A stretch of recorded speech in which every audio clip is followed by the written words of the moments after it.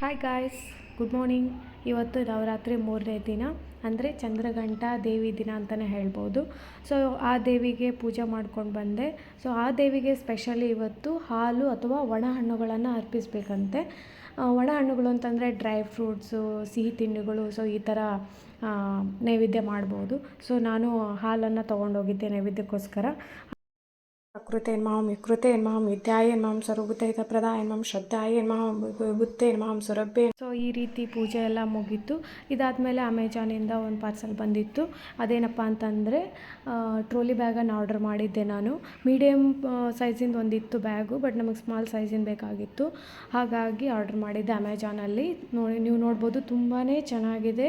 1 ಅಥವಾ 2 ಡೇಸ್ ನಾವು ಟ್ರಾವೆಲ್ ಮಾಡೋಕ್ಕೆ ಯೂಸ್ ಮಾಡ್ಬೋದು. ಒಬ್ಬರಿಗೆ ಅಂತೂ ತುಂಬ ಬೆಸ್ಟ್ ಇದೆ, ತುಂಬ ಚೆನ್ನಾಗಿದೆ ಹೇಳಬೇಕಂತಂದರೆ.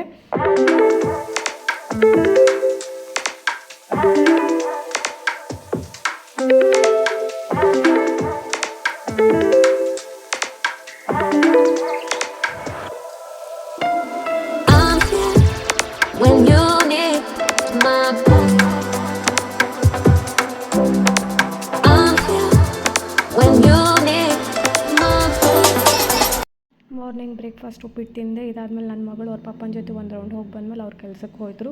ಇದಿಷ್ಟು ಇವತ್ತಿನ ದಿನಚರಿಯಾಗಿತ್ತು. Thank you so much.